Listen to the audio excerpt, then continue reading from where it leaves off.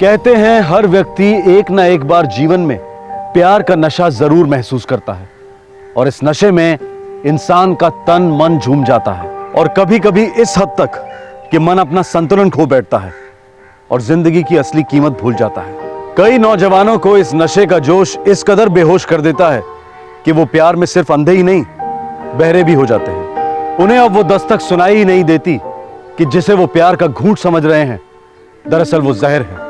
17 अगस्त 2011 वडगांव शेरी, पुणे।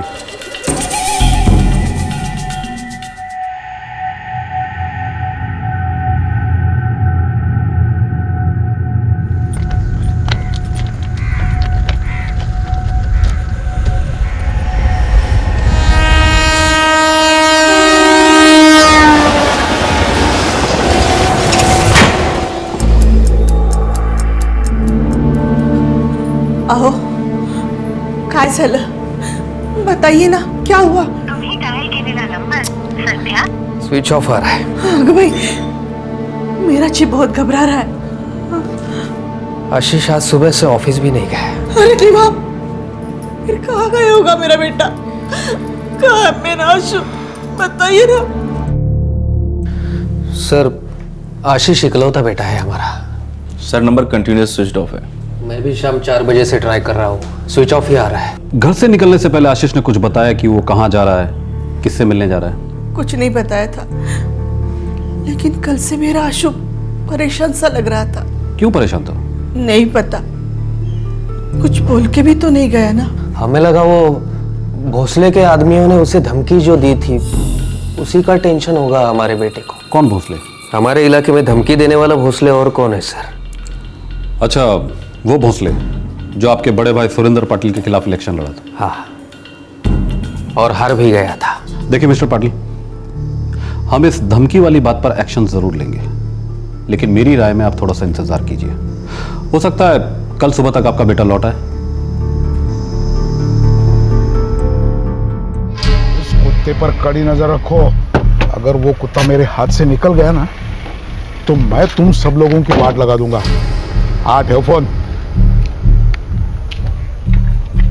ए विश्वास, तू कशाला चिंता करतो? हा, अरे उस भोसले ने, उसके कुत्तों ने हमारे आशु को टच भी किया ना तो मैं साले की वाट लगा दूंगा। दादा, आपने उस भोसले से बात की क्या? वो चूहा साला फोन पर ही नहीं आ रहा है। लेकिन तू चिंता मत कर विश्वास, मेरे आदमी बराबर उसके पीछे लगे हुए हैं। अरे मैं सब कुछ ठीक कर दूंगा, तू टेंशन मत ले।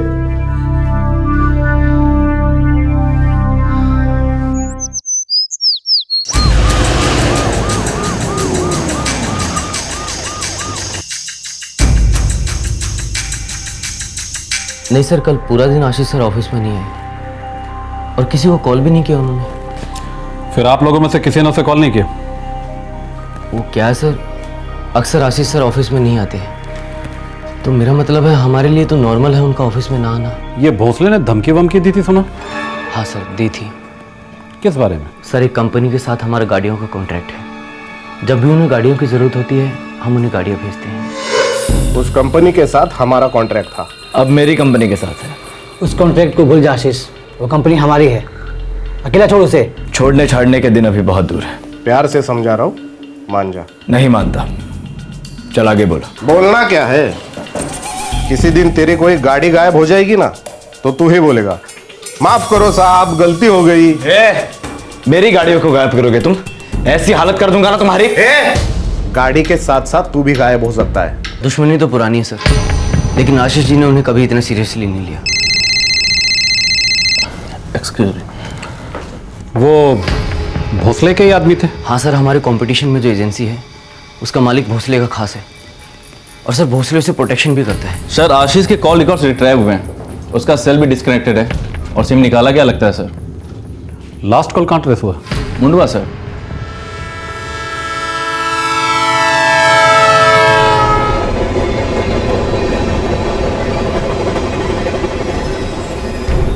ये आशीष यहाँ क्या कर रहा होगा सुनसान जगह पे? सर उसे यहाँ लाया गया होगा। किसने लाया होगा उसे? सर 10:30 के बाद आशीष को कोई कॉल नहीं आया। लास्ट कॉल किसका था? किसी लैंडलाइन नंबर का था सर। किसका नंबर? पीसीओ, यडवाड़ा पीसीओ से। फॉलोअप करते हैं, जरूर कोई कनेक्शन है।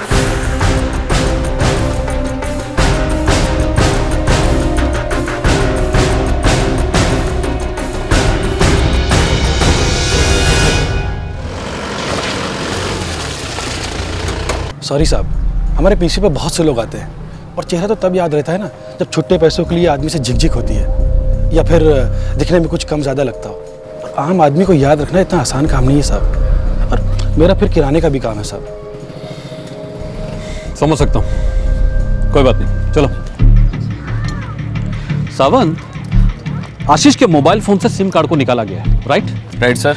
तो उसके मोबाइल फोन को सर्विलेंस पर डाल दो और फोन के IMEI नंबर को ट्रैक करो। हो सर। और वो बंदा धमकी मास्टर जो आशीष पाटिल और उसकी गाड़ियों को गायब करवाने वाला था, थाने पे ले आते हैं सर। सर कंपटीशन है हमारा, दुश्मनी नहीं। मैंने कोई धमकी वमकी नहीं दी आशीष पाटिल को। हमारे पास गवाह हैं जिन्होंने तुम्हें आशीष पाटिल को धमकाते हुए देखा है और हमें यह भी पता है कि तुम भोंसले के खास आदमी हो। साहब बुरा मत मानिए, पर या तो आप टाइम पास कर रहे हैं या फिर अपना टाइम वेस्ट कर रहे हैं। मैं पिछले 15 साल से इस ट्रैवल एजेंसी को पूरी ईमानदारी के साथ चला रहा हूं। ये सब डबल गेम में नहीं खेलता। प्रवीण आमरे, तुम कैसा भी गेम खेलो, लेकिन अगर हमें आशीष पाटिल सही सलामत नहीं मिला ना तो थोड़ा बहुत गेम हम भी खेलें तुम्हारे साथ। नहीं इंस्पेक्टर साहब, इतना नीचे मैं गिरूंगा कभी नहीं। लेकिन भोसले साहब, आपके आदमियों ने आशीष पाटिल को धमकाया था। इंस्पेक्टर साहब, कौन मेरा आदमी नहीं है? मेरा नाम लेके है ना चुचुंदर से धर्मेंद्र बनते हैं सब लोग, मालूम है? प्रवीण आमरे, आपका खास आदमी, उसी ने आशीष पाटिल को धमकाया था। अरे दोनों में तू मैं होगी, इसका मतलब ऐसा थोड़ी होता है धमकी। देखो इंस्पेक्टर साहब, सुरेंद्र पाटिल के साथ है ना अपनी पॉलिटिकल दुश्मनी है। हम लोग किसी के फैमिली पे हाथ नहीं डालते। और आशीष तो पाटिल के भाई का लड़का है, बच्चा है, कच्चा नींबू है वो। उसको मैं टच करूं? क्या बोलतो इंस्पेक्टर तू तर आपली इज्जत करायला लागला। सर 2 दिन हो चुके हैं, हमारे बेटे की कोई खबर नहीं है।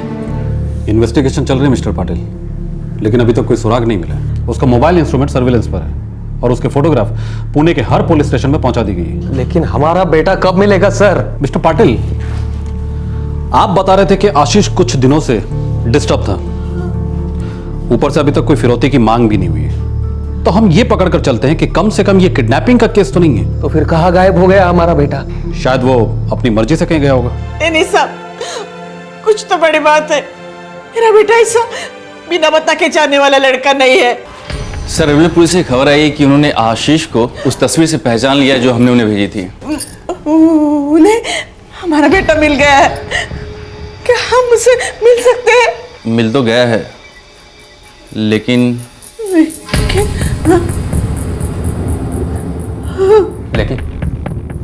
लेकिन क्या सर? 17 अगस्त की शाम को हमें एक लाश रेलवे ट्रैक पर मिली। पक्का यही लड़का है? जी सर, जैसे आपने वर्णन किया था वैसे ही कपड़े इस लाश के ऊपर थे।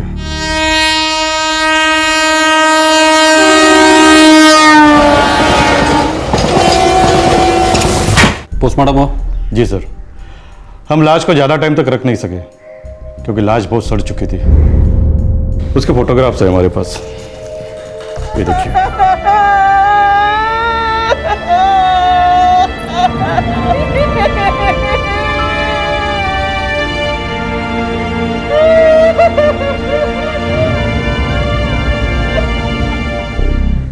अच्छा, लाश के ऊपर आसपास कुछ भी नहीं मिला? कुछ भी नहीं? नहीं, कुछ भी नहीं मिला, कोई आइडेंटिफिकेशन नहीं, इसलिए लाश को रखना हमने मुनासिब नहीं समझा।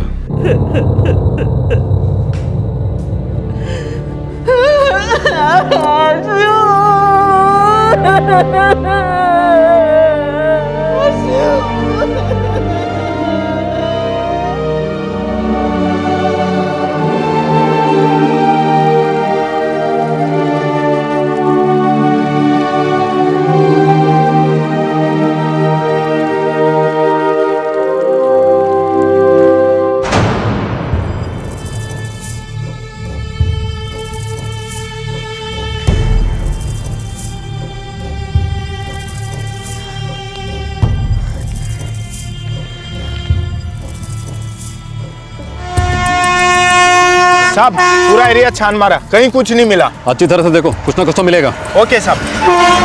सर सेल तो डीएक्टिवेटेड है, सिम तो है ही नहीं। सिम कार्ड निकाला गया है सावंत, किसी ने उसके मोबाइल से सिम कार्ड को निकाला है, लेकिन क्यों निकाला होगा? सर मुझे नहीं लगता ये सुसाइड केस है। बिल्कुल नहीं, सुसाइड करने से पहले कोई इतनी मेहनत क्यों करेगा? और एक्सीडेंटल केस भी नहीं लग रहा है। सर मर्डर बहा कर है हमारे आशीष को। मिस्टर पाटिल, हमें नहीं लगता कि आशीष ने सुसाइड किया है। देखिए, भोसले वाला एंगल हमने पूरी तरह से चेक किया है। ना भोसले से और ना ही उस ट्रैवल एजेंसी के मालिक प्रवीण आमरे से इस केस का कोई कनेक्शन मिल रहा है। मैं ये जानना चाहता हूं कि कहीं कोई दूसरी वजह तो नहीं जिसकी वजह से आशीष परेशान था? नहीं सर, अगर कुछ होता तो हमारा बेटा हमें बताता जरूर। शायद ऐसी कोई बात जो बच्चे अक्सर माँ बाप से कहने में झिझकते हैं। मेरा मतलब कोई लड़की वड़की का चक्कर हो।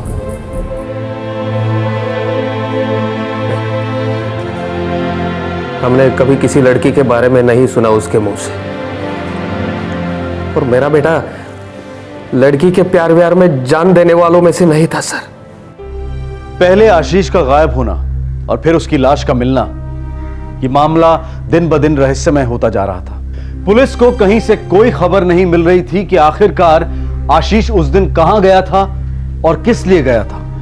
आशीष की मौत की खबर के बाद एक और खबर आई और अब यह केस अपने सर के बल उलट गया।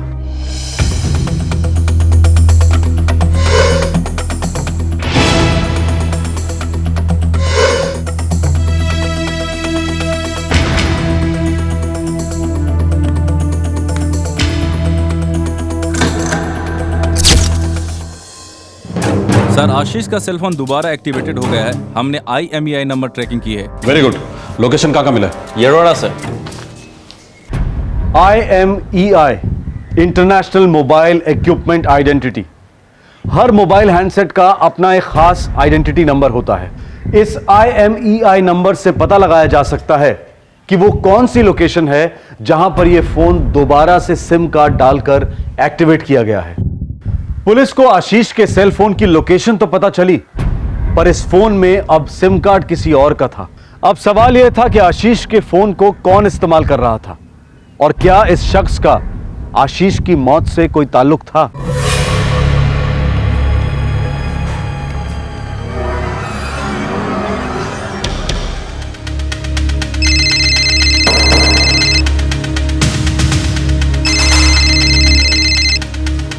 हेलो, कौन बोल रहा है? आपने मुझे फोन किया ना मिस्टर। आप कौन बोल रहे हैं? वडगांव शहरी पुलिस चौकी से PSI सावंत बोल रहा हूँ। आप कौन? मेरा नाम सीमा चिखलीकर है सर, पर बात क्या है? आप पुलिस चौकी आ जाओ, आपसे बात करनी है। सर, मैं PhD येरवाड़ा में इंजीनियरिंग की स्टूडेंट हूँ। आशीष पाटिल को कैसे जानती है? आशीष पाटिल? कौन आशीष पाटिल सर? वही आशीष पाटिल जिसका शायद मर्डर हुआ है और जिसका मोबाइल इंस्ट्रूमेंट इस वक्त तुम्हारे हाथों में। सर क्या बात कर रहे हैं आप? ये मेरा सेल फोन है। अच्छा, कहां से खरीदा? कब खरीदा? बिल है? घर पर है तो घर चलते हैं, और अगर खो गया है तो पूरे घर को खोद डालते हैं, और अगर नहीं है तो उस दुकान को खोद डालते हैं जहां से तुमने मोबाइल फोन खरीदा है। सर एक मिनट, ये सेल फोन मैंने नहीं खरीदा, ये मुझे मेरे फ्रेंड ने गिफ्ट किया है। फ्रेंड का नाम? कृष्णा। एड्रेस?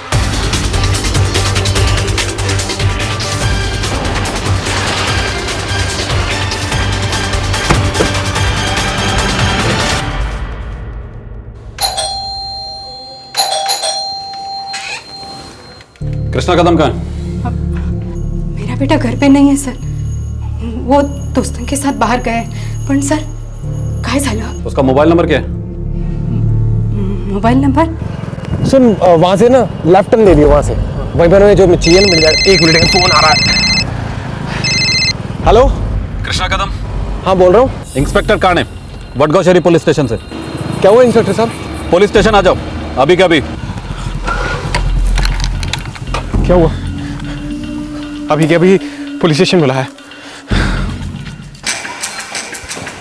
सर इस कृष्णा ने मोबाइल स्विच ऑफ रखा है। मुझे इस कृष्णा पर फुल डाउट है, जरूर कोई हाथ है इसका इसमें। और वो इंजीनियरिंग वाली लड़की सीमा, वो भी। दोनों में कुछ मिली भगत लगती है। दोनों के चिट्ठे खोलो सावंत। Okay sir.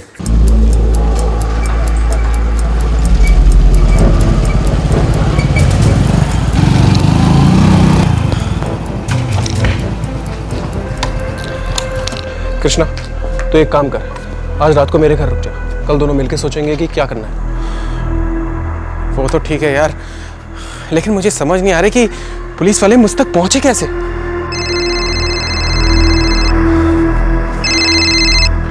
हेलो, हाँ सीमा। हाँ 1 मिनट, सीमा तुझसे बात करना चाहती है। हेलो। कहाँ है कृष्णा तू?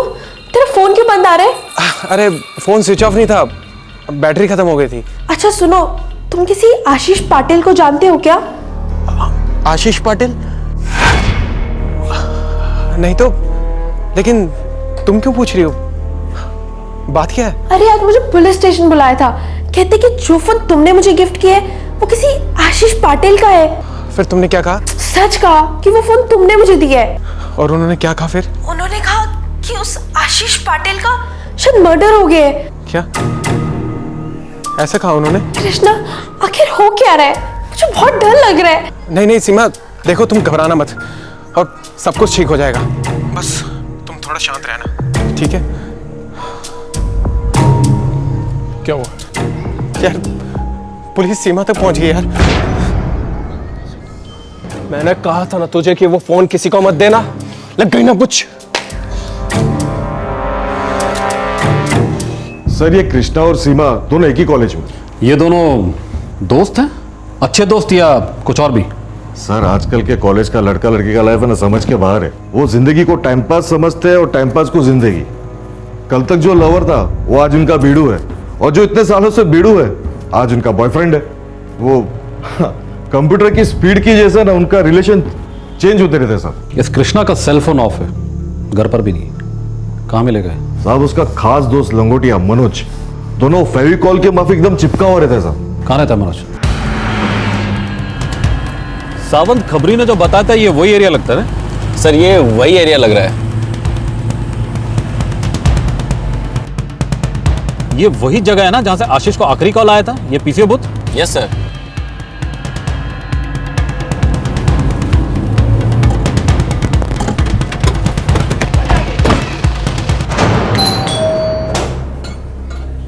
क्या बात है साहब?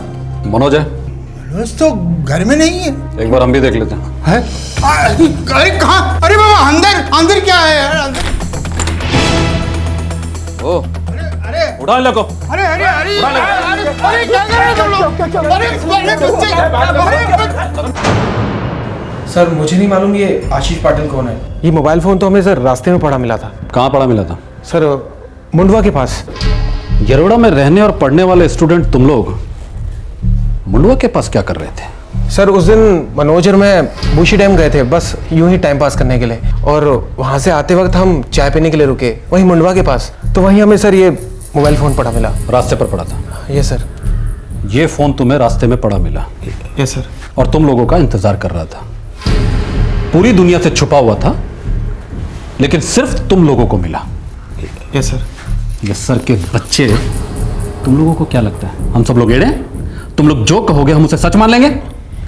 इस सेल फोन पर एक भी स्क्रैच नहीं है। ये ऐसा लग रहा है मानो आशीष के हाथ से सीधा तुम लोगों के हाथ में आया हो। नहीं सर, मैं किसी आशीष पटेल को नहीं जानता, और मैं सच बोल रहा हूँ सर। सच तो तू अब बोलेगा, तू भी और तू भी, दोनों मिलकर डुएट गाओगे।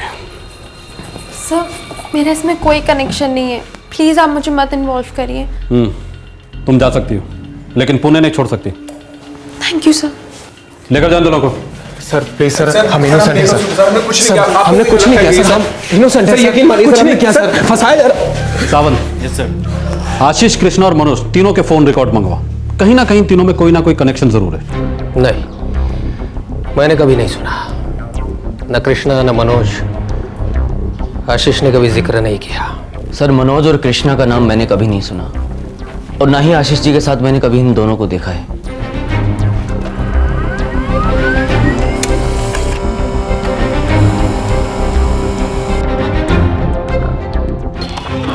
सर आशीष के फोन रिकॉर्ड्स और कृष्णा और सीमा के फोन रिकॉर्ड में कोई कनेक्शन नहीं है। बिल्कुल भी नहीं। सर इन तीनों ने कभी एक दूसरे को कॉल नहीं किया, लेकिन एक लेकिन होना ही था। बताओ। सर एक नंबर है जो मनोज और आशीष के फोन रिकॉर्ड में सेम है, और इसी नंबर से मनोज और आशीष की सबसे ज्यादा बातें होती है सर। अब ये नंबर ही इस केस को क्लोज करेगा। अवंतिका, मैं तुम्हें लंदन सिर्फ पढ़ाई के लिए भेज रहा हूँ। वहां मुझे कोई भी नॉनसेंस नहीं चाहिए। जी पापा। हेलो, ये किसका नंबर है? आप कौन बोल रहे हैं? इंस्पेक्टर काणे, वडगांव शहरी पुलिस स्टेशन से। सर मैं अवंतिका बोल रही हूँ। आशीष पाटिल को जानती हो? जी। और मनोज कामले? मनोज, जी, उसे भी। हमें आपसे बात करनी है, पुलिस स्टेशन आ जाइए। पर सर ये कैसे हो सकता है? अगले 3 घंटे में मेरी लंदन के लिए फ्लाइट है। कैंसिल करवा दीजिए। Sir that's not possible. देखिए, गाड़ी घुमाइए और सीधे पुलिस स्टेशन आ जाइए, वरना आपकी फ्लाइट को हम कैंसिल करवा देंगे, एयरपोर्ट पर रेड अलर्ट करवा के। पर सर, आशीष पाटिल अब जिंदा नहीं रहा, जानती हो? ऑफ कोर्स जानती हूँ। कैसे जानती हो? मैं SIT वडगांव श्री में MBA स्टूडेंट थी। आशीष भी वहीं से कोर्स कर रहा था, हम वहीं मिले थे। मिलने के बाद क्या हुआ? प्यार, मोहब्बत, लव, आई मीन बॉयफ्रेंड था तुम्हारा? जी हाँ। तुमने कभी जानने की कोशिश नहीं की उसकी मौत कैसे हुई, क्यों हुई? वो न्यूज़ पढ़ने के बाद मैं भी काफ़ी डिस्टर्ब हो गई थी। मेरा और आशीष का रिलेशन प्राइवेट था, हमने किसी को कुछ नहीं बताया।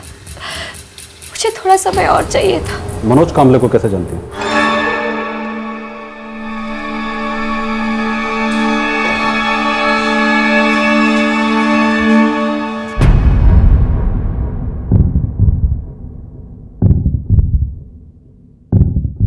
जानते हो इसे?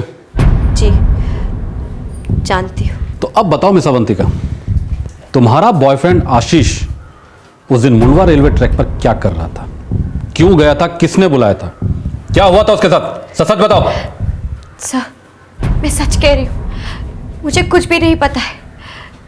मैंने तो सिर्फ आशीष से कहा था कि वो एक बार मनोज से मिल ले, बात कर ले उससे। किस बारे में बात करने को कहा था?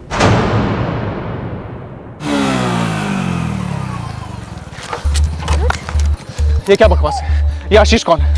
देखो मनोज, इस बात का तुमसे कोई ताल्लुक नहीं है, और वैसे भी हमारे बीच में जो कुछ भी था वो खत्म हो चुका है। It's over, okay?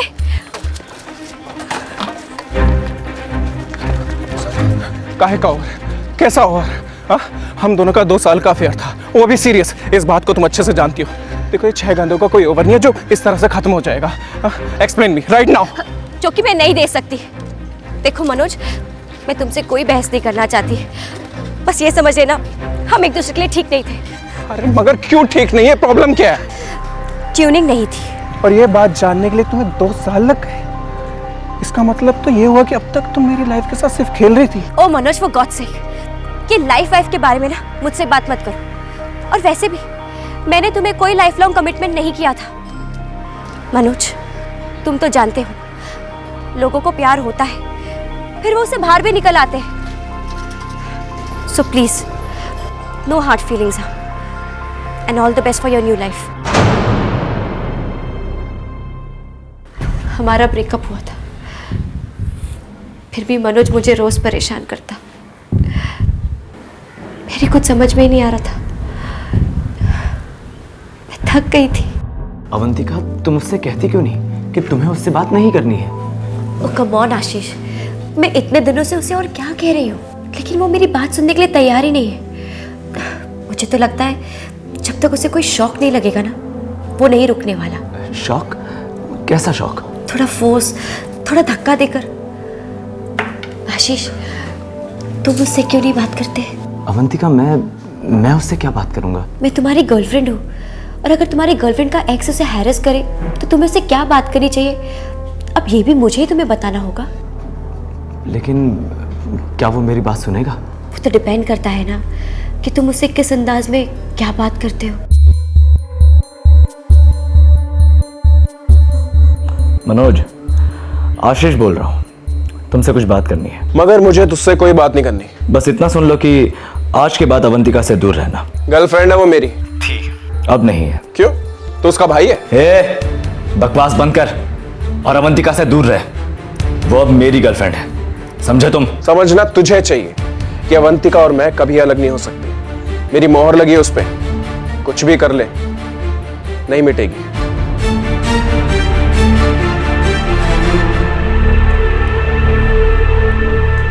आशीष मुझे 3-4 दिन से लगातार फोन कर रहा था, लेकिन मैंने उसका फोन लिया नहीं। लेकिन इसने मुझे हैरेस करना बंद नहीं किया, रोज फोन करता था। मैंने आशीष से भी कहा कि कुछ करो, बंद करो मनोज के इस नॉनसेंस को। इसी बात को लेकर टेंशन थी उसे, इसी बात से डिस्टर्ब था वो। लेकिन तुम तो उससे बात तक करना पसंद नहीं करते थे, फिर उससे मिलने को राजी कैसे हो गए?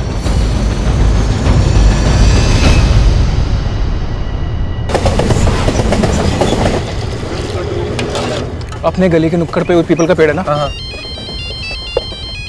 अरे यार, पका दिया इस आशीष ने मुझे फोन करके। क्या करूं इसका मैं? अबे यार सीधा फुल एंड फाइनल कर इसका, जिंदगी भर नहीं भूलेगा ये। मतलब देख, मतलब साफ है, साले को यहाँ बुला और सीधा सीधा बोल दे कि अवंतिका तेरी गर्लफ्रेंड है और आज के बाद तुम दोनों के बीच में ना आए। उसके बाद भी अगर आता है तो आए तो पता नहीं यार।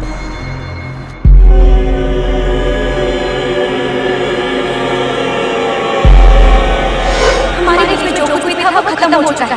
It's over, okay? मैं तुमसे कोई बहस नहीं करना चाहती, बस इतना समझ लेना, हम एक दूसरे के ठीक नहीं। कृष्णा, अगर ये आशीष रहे ना तो? अबे लेकिन वो तो है, दिन रात दिमाग चाट रहा है तेरा, हमेशा ही फोन करता रहता है। हाँ अभी तो है, लेकिन आगे से ना हो तो? मतलब ये कि आशीष अचानक से गायब हो जाए तो अवंतिका उसके बारे में सोचेगी नहीं और फिर वो मेरे पास चली आएगी। आ सकती है। मेरा मतलब मनोज, आशीष गायब कैसे होगा? अबे तेरे दिमाग में चल क्या रहा है? अबे क्या सोच रहा है तू?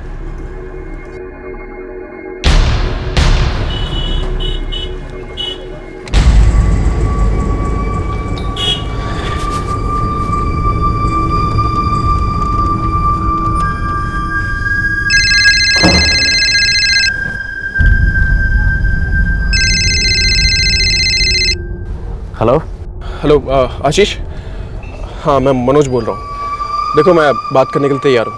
अच्छी बात है, कब और कहाँ मिलना है ये बोलो। मुडवा क्रॉसिंग के पास एक छोटी सी चाय की टपरी है, हाईवे के पास। मैं ठीक 2 बजे मैं वडगांव श्री नाके से पिकअप करूँगा। मैं पहुँच जाऊँगा।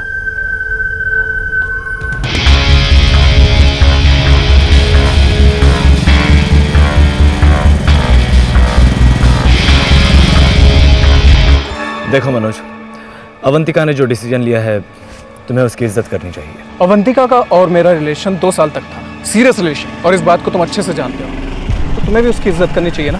हाँ करनी चाहिए, लेकिन अब तुम्हारा रिश्ता खत्म हो चुका है। अवंतिका का और मेरा रिश्ता अब बहुत मजबूत है, 2 साल से भी बहुत ज्यादा आगे जाएगा। हाँ बॉस, लेकिन तुमसे पहले मैं उसकी जिंदगी में था। समझा करो यार, तुम अभी हो ही नहीं। अवंतिका की जिंदगी में तुम मायने ही नहीं रखते, तुम उसे दिखते ही नहीं हो यार। हाँ क्योंकि तुमने उसकी आंखों पे पट्टी जो बांध के रखी है आशीष पाटिल, क्योंकि तुम हमारे बीच में आ गए। गलत, मैं तुम दोनों के बीच में नहीं आया था। पहले अवंतिका ने तुम्हें अपनी जिंदगी से बाहर कर दिया था और इसके बाद हमारी दोस्ती हुई थी, और इस बात से तुम इनकार नहीं कर सकते मनोज। सही कहा तुमने। वैसे भी एक ही तो जिंदगी मिली है, इसे एक लड़की के लिए क्यों बर्बाद करना? और तुमने बिल्कुल सही कहा, अवंतिका को मैं दिखाई नहीं देता, तुम दिखाई देते हो। ठीक है, मैं अपनी हार मान लेता हूं। नहीं यार, हार और जीत की बात नहीं है, बस लाइफ और टाइम का खेल है, दोनों किसी के लिए नहीं रुकते। सही कहा तुमने। सुनो, मैं तुमसे एक रिक्वेस्ट करना चाहता हूँ, प्लीज मना मत करना। अब एक आखिरी बार मैं अवंतिका से बात करना चाहता हूँ। मैं उसके दिल की बात उसकी जबान से सुनना चाहता हूँ, प्लीज। चल ठीक है, जब भी तू बोले। अभी बात करें? अभी यहाँ इस जगह पर? हाँ, हम साइड में जाके बात कर लेते हैं। तुम अपने फ़ोन का स्पीकर ऑन कर लेना और हम बात कर लेंगे। प्लीज़ यार, आज आर्या पार का फैसला हो जाने दो।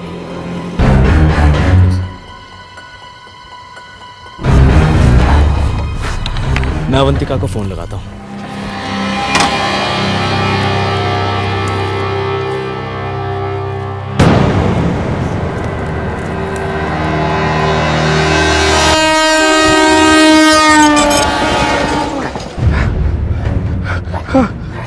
सामान निकाल। पर्स निकाल इसका। उधर से रुमा उसका और भी कुछ पड़ा, इधर पड़ा, इधर पड़ा, इधर उठा इसे। हाँ चल।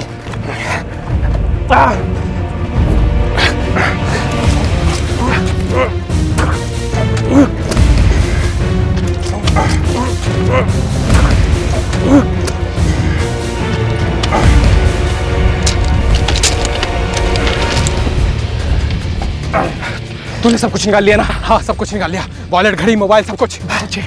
अब ये कोई सुसाइड या एक्सीडेंट का केस लगेगा। हाँ। भाग भाग भाग भाग।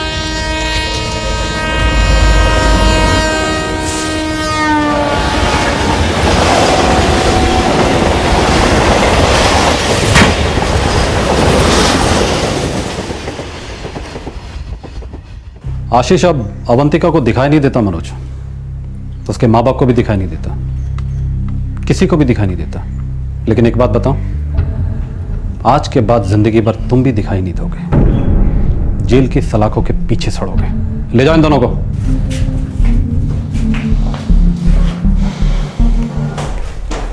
हमारा एक खबरी है, बोल रहा था कॉलेज का कुछ लड़का लड़की लोग का कुछ समझ में नहीं आता है, जिंदगी को टाइम पास समझते हैं और टाइम पास को जिंदगी। शायद सच बोल रहा था वो, नहीं?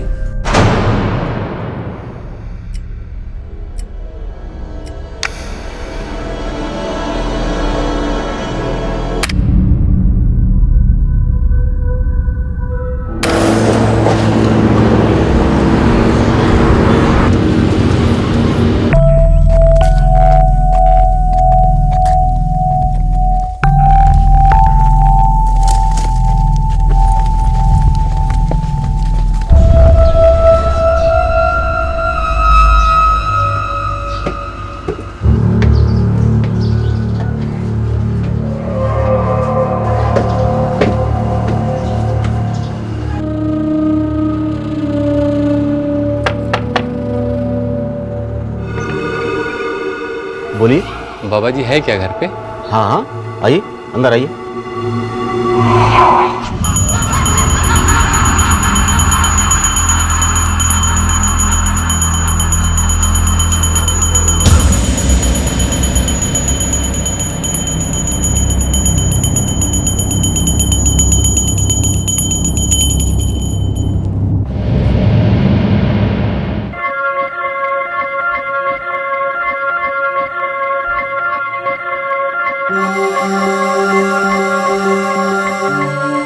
तू पूरी तरह ठीक हो जाएगा, वो समय बहुत जल्द आएगा।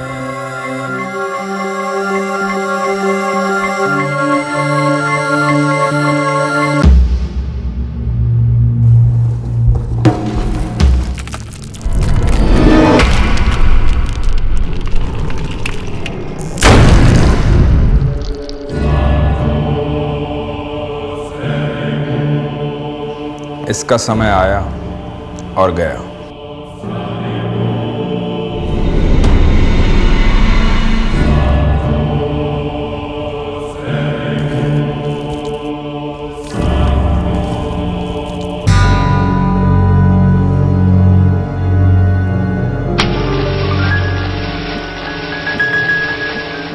एक मासूम की बेवक्त हत्या की गई और इस जुर्म का नामो निशान जलाकर खाक कर दिया गया।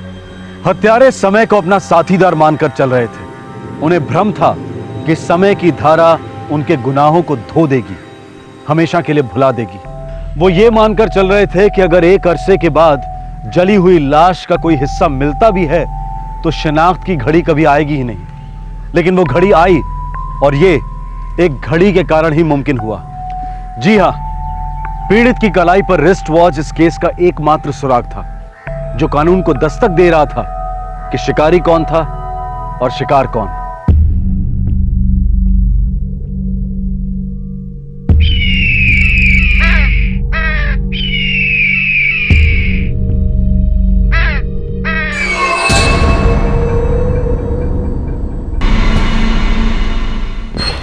साहब, कन्नौज तालुका से दयाराम भोसले का फोन आया है। वो किसी खेत में लाश के बारे में बात कर रहा है और कह रहा है कि लाश बुरी तरह से जली हुई है।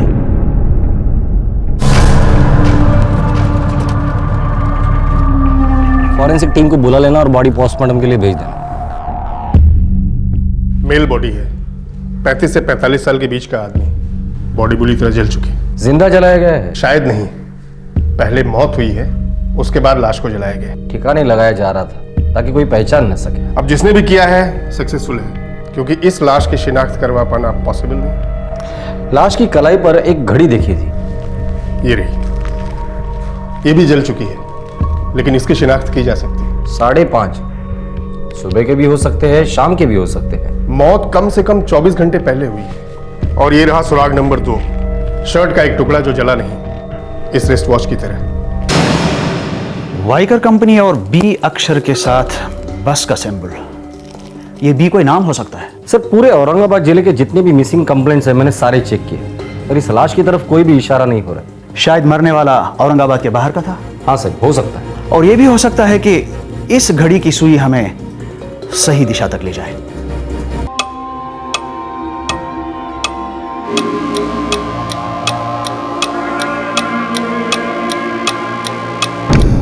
सर, बाइकर कंपनी, ये तो सर पुणे की कंपनी है और मेरे डीलर्स वहाँ से घड़ियाँ लेते रहते हैं, लेकिन सर ज़्यादा नहीं, थोड़ी बहुत। इस घड़ी के पीछे बी लिखा है और बस का निशान बना है। क्या इनके सभी घड़ियों के पीछे ये निशान रहता है?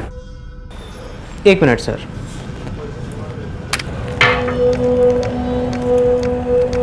नहीं सर, मुझे नहीं लगता। हाँ, लेकिन अगर आप बाइकर कंपनी वालों से पूछेंगे तो अच्छा होगा। कहाँ है इनका ऑफिस? सर, इनकी फैक्ट्री कात्रज MIDC में कहीं है।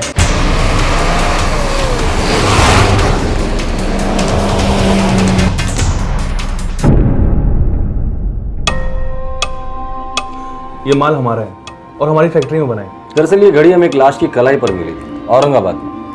हम लोग उसी की शिनाख्त करने की कोशिश कर रहे हैं। सर, ये लेटर बी और ये जो बस का सिंबल है, हम लोग उसी के बारे में जानना चाहते हैं। सर, आमतौर पर इस तरह की मार्किंग हम नहीं करते हैं। ये मेड टू ऑर्डर है, मतलब किसी ने खास तौर पर बनवा के लिया है। किसने? पुणे में हमारी मार्केटिंग सेल है, आई थिंक वहां से पता चल सकता है।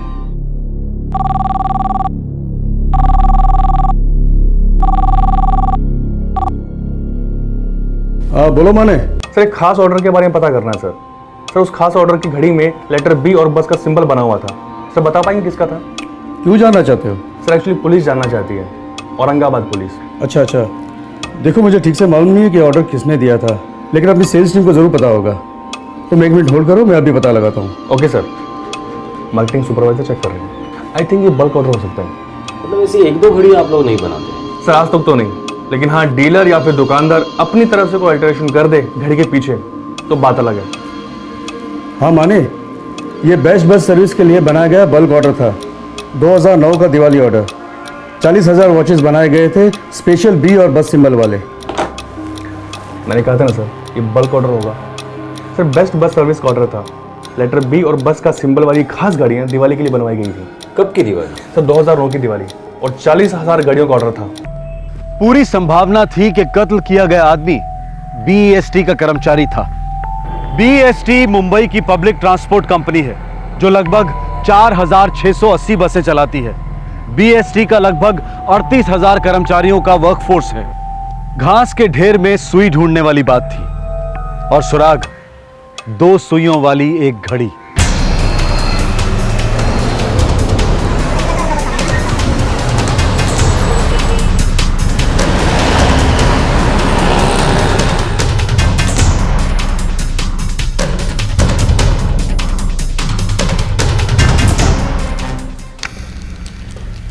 हाँ, ये घड़ियाँ हमारे मैनेजमेंट ने सभी कर्मचारियों को दिवाली को दी थी 2009 में। ये घड़ी हमें एक लाश की कलाई पर मिली। सर, हमारे 38,000 कर्मचारी हैं। उस हर एक की एक फाइल होगी, अटेंडेंस शीट होगी। उन 38,000 कर्मचारियों में से ऐसे कितने लोग हैं जो पिछले 4-5 दिन से काम पर नहीं आए? ये हमारे सभी बस डेपोज की अटेंडेंस रिपोर्ट देखकर पता लगाया जा सकता है। बोरकर साहब, सभी डेपोज को इन्फॉर्म कीजिए। देखिए, हमारे हिसाब से 14 जुलाई को खून हुआ, 15 जुलाई को हमें लाश मिली और आज 19 जुलाई है। तो 14 जुलाई से लेकर आज तक जो लोग काम पर नहीं आए, मुझे उन सभी की लिस्ट चाहिए। ये लिस्ट आने में थोड़ा वक्त लग सकता है। हम इंतजार करेंगे। इतने दूर आए हैं, खाली हाथ वापस नहीं जाएंगे। एक लाश मिली है औरंगाबाद पुलिस को कलाई पर बेस्ट की दिवाली वाली घड़ी मिली है।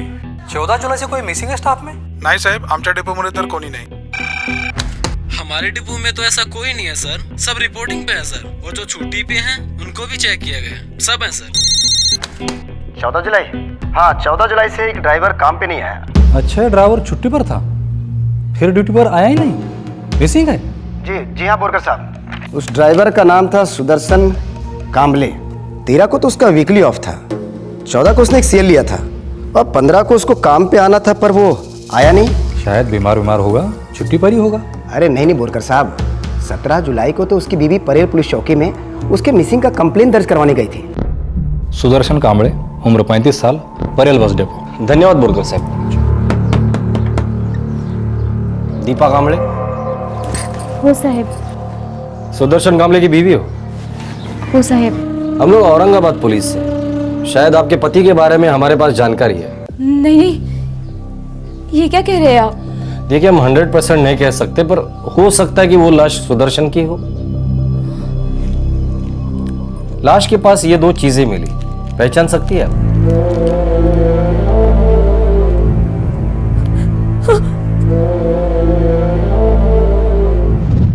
कल सुबह तक पक्का हो जाएगा ना? हाँ, बस पैसे दूंगा और तुरंत वापस लौट आऊंगा। मेरे समझ में ये नहीं आता, आप यहाँ से पैसा मनी ऑर्डर या कुछ कर दो ना उस औरत को। हर बार संगमनेर खुद जाने की क्या जरूरत है? अरे मेरा बस चले तो मैं ऐसा ही करूं, लेकिन क्या करूं, अभी मेरा वहां जाना बहुत ज़रूरी है। कोर्ट ने अभी फैसला नहीं किया है ना, मैं कम देना चाहता हूं और वो ज़्यादा मांग रही है। एक बार कोर्ट का फैसला आ जाए, फिर हर महीने ये संगमनेर जाने का चक्कर ही खत्म। ला, काजी क्या हो, सही सलामत लौटाना। घाबरू नकोस, मैं सही सलामत वापस आ जाऊंगा।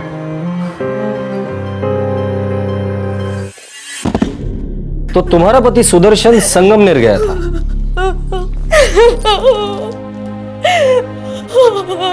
पर उसकी लाश हमें कन्नड़ गांव में मिली, जो औरंगाबाद जिले में आता है। पता नहीं ये वो क्यों गए होंगे। सुदर्शन संगमनेर क्यों गया था? उन्हें हर महीने वहां जाना पड़ता था, उनकी पहली पत्नी वहां रहती है, उसके हर महीने का खर्चा इन्हीं को ही देना पड़ता था। जाइए ना, वो खा गई उनको।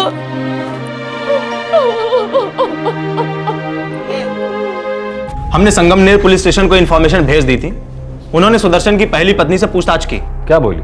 बोली कि मेंटेनेंस के लिए पैसे देने आया था और चला गया। अब उसके बाद वो कहाँ गया, उसका क्या हुआ, उसे कुछ नहीं मालूम। आप लोगों ने सुदर्शन कांबळे का फोन रिकॉर्ड चेक किया? उसका सेल 14 जुलाई से ऑफ है।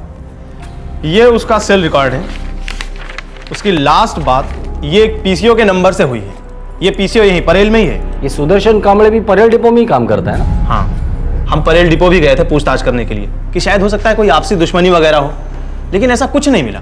समझ में नहीं आ रहा ये औरंगाबाद करने क्या गया था? पहले तो हमको लगा कि हो सकता है कि औरंगाबाद में कोई अफेयर वगैरह हो। उसके फोन का लास्ट लोकेशन भी कन्नड़ गांव है। हम वहां भी गए थे, मगर वहां भी कुछ नहीं मिला। उसकी बीवी दीपा, उसने उसे फोन नहीं किया? नहीं, दीपा के पास कोई भी सेल नहीं है। उसने हमें बताया कि उसने एसटीडी बूथ से कई बार बात करने की कोशिश की, लेकिन हर बार सुदर्शन का फोन स्विच ऑफ था। मतलब सुदर्शन आखिरी बार अपने पहली बीवी से मिला था? हाँ, कादम्बरी नाम है उसका। कादम्बरी, उससे बात करनी होगी, दोबारा उसके मुंह से सब कुछ सुनना होगा।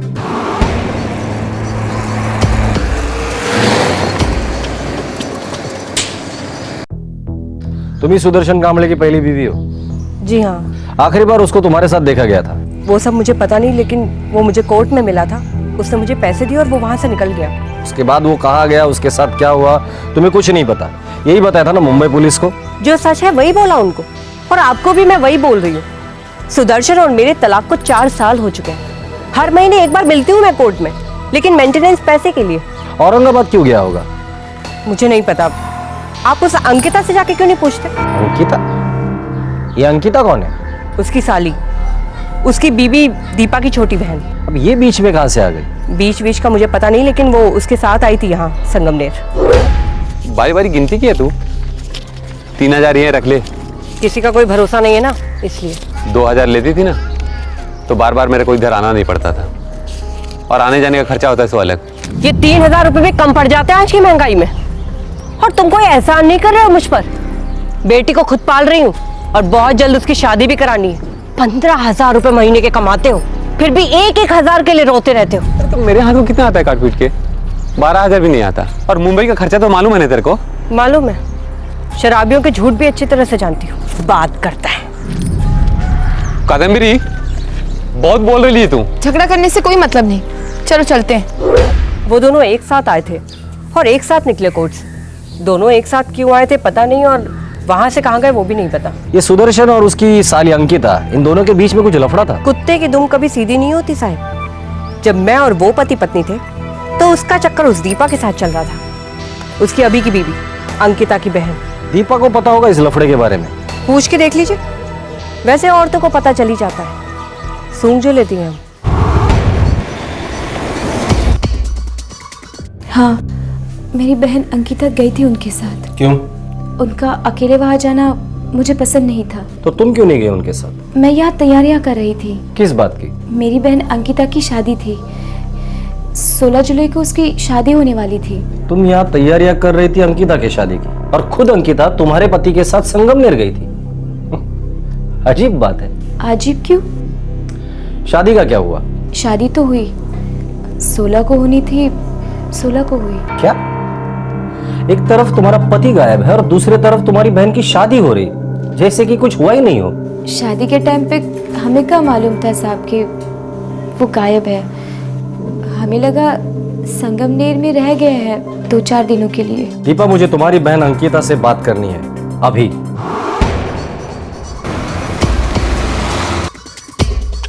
सर, ये सुदर्शन की बीवी दीपा कुछ ज्यादा ही सीधी लगती है।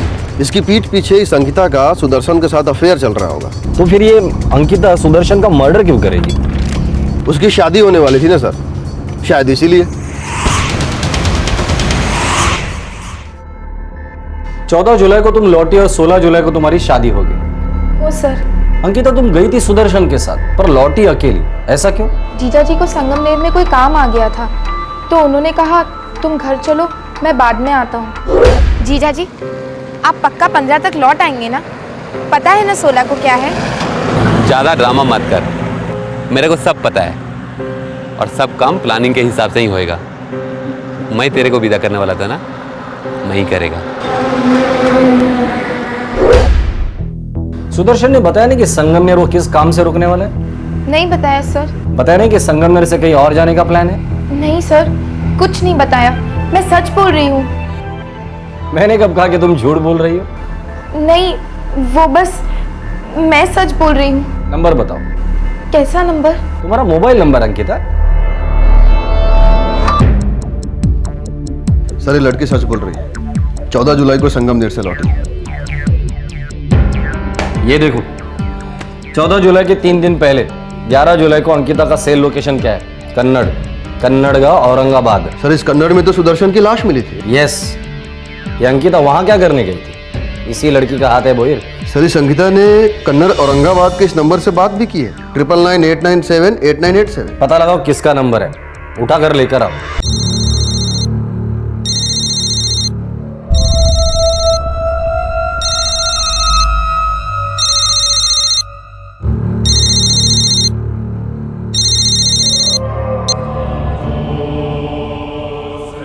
हॅलो हॅलो, शिविर पोलीस स्टेशन वरून PSI भोईर बोलतो। हा नंबर कोणाचा है? जी, मैं जगदीश महाराज बोल रहा हूँ। अंकिता सातपुड़े, जानते हो इस औरत को? जी नहीं, कभी नाम भी नहीं सुना। कभी बात की है इससे? कभी नहीं। पक्का बात नहीं की? हाँ हाँ, पक्का। ठीक है।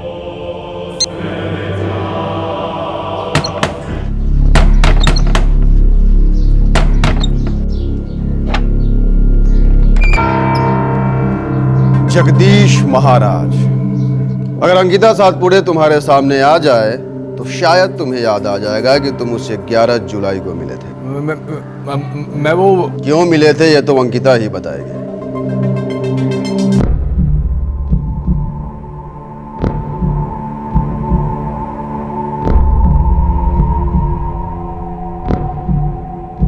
जगदीश महाराज, अब तो पहचानिए अंकिता को। कौन है ये? भक्त है मेरे, बहुत भक्त मिलने आते हैं।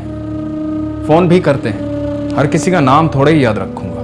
मुंबई बेस का कर्मचारी सुदर्शन कांबळे, क्या वो भी तुम्हारा भक्त था? नाम कुछ सुना सुना सा है। देखिए, साधु हूं मैं, जड़ी बूटियां बनाकर लोगों की बीमारियां दूर करता हूं, और पूरे महाराष्ट्र से मेरे भक्त आते हैं दर्शन के लिए।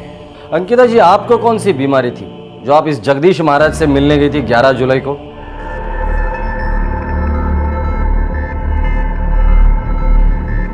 सुदर्शन के फोन का आखिरी लोकेशन कन्नड़गांव औरंगाबाद था।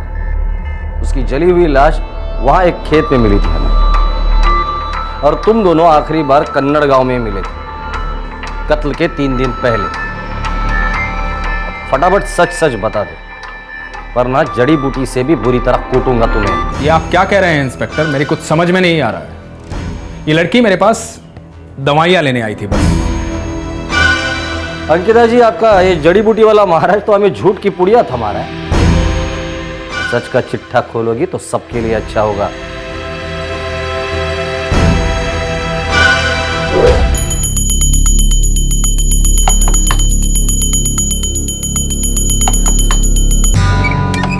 बाबा प्रणाम, मैं अंकिता सातपुड़े, मुंबई से। अच्छा अच्छा अच्छा, आओ अंदर आओ। 30,000 हैं। होने दो, मेरे पास मत रखना। पैसे को छूता नहीं हूं मैं। पैसा माया है, बुद्धि भ्रष्ट कर देता है। इसको दे सकती हो।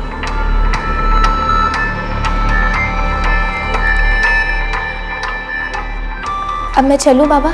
निश्चिंत रहो, तुम्हारे जीजा की सारी बीमारी खत्म की जाएगी। प्रणाम बाबा।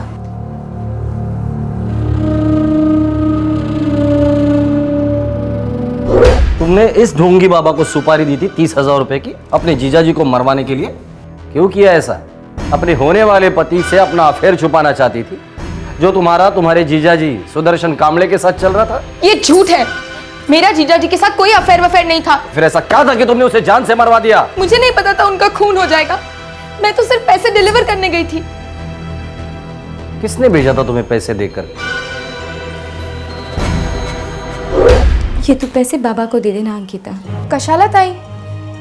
अंकिता, तुम्हारे जीजू की तबीयत बहुत खराब है, शराब की बीमारी है उन्हें। लेकिन ताई, 30,000 रुपये का ट्रीटमेंट, कैसा ट्रीटमेंट है ये?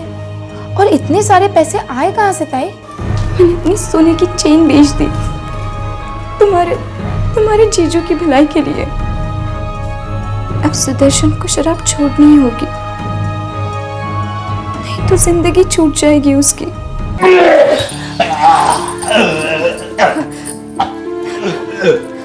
देखिए, आज हम डॉक्टर के पास चलते हैं। ये लीजिए। कहीं नहीं जाना है मेरे को। आप इतना रोज क्यों पीते हैं? कादम्बरी की तरह बार-बार मत कर। ठीक है, मैं कुछ नहीं कहती। अब जो भी कुछ कहेंगे वो डॉक्टर कहेंगे। चल साले, कोई कुछ नहीं कहेगा, कोई कुछ नहीं कहेगा। और तू खड़ा खड़ा क्या कर रही है? जा जाओ उधर, कुछ खाने को लेके आ, मेरे को बहुत भूख लगी है।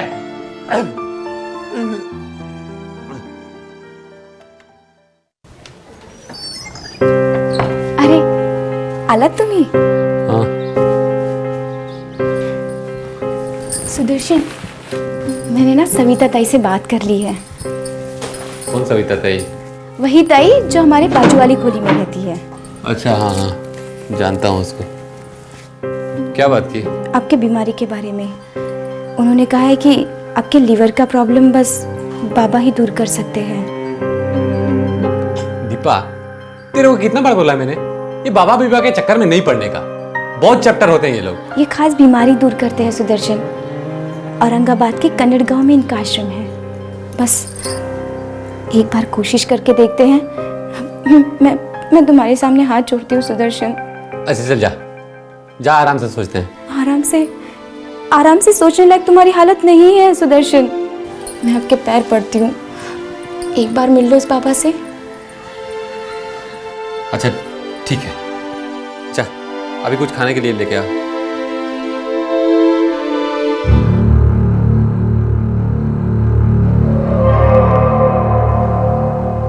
एक महीने तक लेते रहना,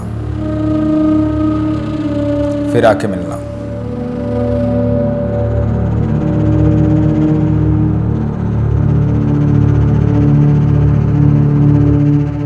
मुझे तो ताई ने बस इतना बताया था कि ये पैसे जीजा जी के ट्रीटमेंट के लिए, उन्हें पूरी तरह से ठीक करने के लिए।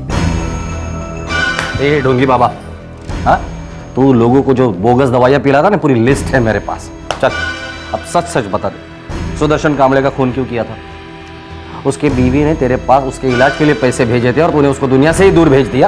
अबे साले, अब एक सेकंड भी चुप बैठा ना तो जबड़ा तेरे हाथ में होगा, लेकिन तेरा हाथ कहीं और। फिर दुनिया की कोई भी जड़ी बूटी तेरा इलाज नहीं कर पाएगी, समझे? बता।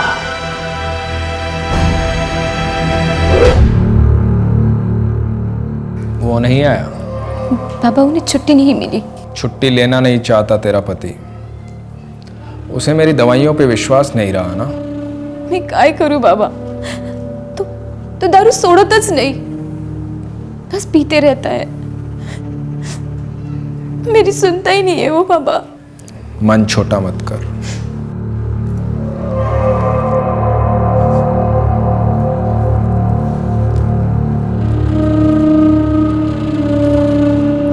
हिम्मत से काम लेना होगा तुझे, कड़वी सच्चाइयां सुननी होंगी तुझे। कैसी सच्चाई बाबा? जीवन और मृत्यु की सच्चाई। तेरा जो ये पति है ना सुदर्शन, चंद दिनों का मेहमान है। ऐसा ना कहिए बाबा, कुछ कीजिए। किया तो उसने बहुत बुरा किया है, इस जन्म में ही नहीं, पिछले जन्मों में भी बहुत बुरा किया है, जिसका कोई इलाज नहीं, कोई दवा नहीं, कुछ नहीं। तुझे दुख के सिवाय कुछ नहीं दे पाएगा वो, तिनके भर का सुख भी नहीं। तुझे क्या लग रहा है, तेरी चुप्पी मुझसे बात नहीं कर रही? तेरे दुख का इलाज है मेरे पास।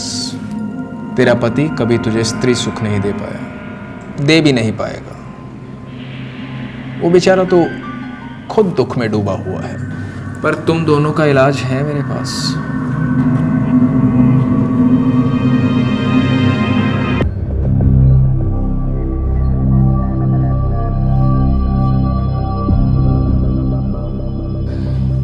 पाखंडी घटिया 2% के इंसान को तुमने चुना अपने पति का इलाज करने के लिए।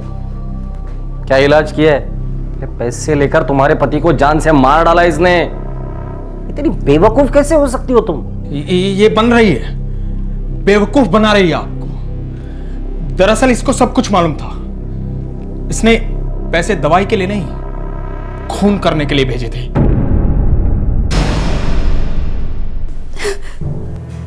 मैं क्या करती साहब? सुदर्शन और ज्यादा पीने लग गया था, रोज थोड़ा थोड़ा करके मर रहा था वो। बाबा ने बोला कि एक ही बार में उसको छुटकारा दे देंगे, फिर हम दोनों शादी करेंगे, अपनी नई जिंदगी की शुरुआत करेंगे।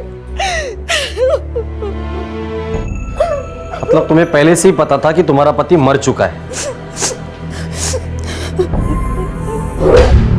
बाबा, क्या आपने सुदर्शन को मार डाला? उसे जान से मार डाला, और ऐसा मारा है कि दुनिया में उसकी लाश कोई भी पहचान नहीं पाएगा। अब हम एक हो सकते हैं। अब हमें छुप छुप कर मिलने की जरूरत नहीं है। थोड़े दिन चुप बैठो, फिर अपने इलाके के पुलिस स्टेशन में जाके अपने पति के लापता होने की रिपोर्ट लिखवा देना। पुलिस कभी लाश ढूंढ नहीं पाएगी, गारंटी है मेरी। और लाश मिल भी गई तो 2 से 2 नहीं मिला पाएगी। जी बाबा। अब तुम मुझे बाबा मत कहो, मैं तुम्हारे लिए सिर्फ जगदीश हूं। तुम्हारा जगदीश, सिर्फ तुम्हारा जगदीश। तुम्हारी जिंदगी आसान नहीं थी, मानता हूं मैं दीपा। एक शराबी पति किसे चाहिए? शायद वो ज्यादा दिन तक जिंदा भी नहीं रहता, पर तुम दोनों तो नशे के गुलाम नहीं थे। पूरे होश में तुम दोनों ने एक आदमी की हत्या की है, और ये सिर्फ एक संगीन जुर्म नहीं बल्कि एक घटिया हरकत भी है। अरे दीपा, तुम इस फ्रॉड की बातों में कैसे आ गई? ऐसे घटिया आदमी के साथ जिस्मानी रिश्ता कैसे रखा? रत्ती भर भी शर्म नहीं है तुम्हें? और आप जगदीश महाराज, अब आप सारी चिंता छोड़ दीजिए, क्योंकि अब आपका इलाज कानून करेगा 14 साल तक। लेके जाओगे नहीं?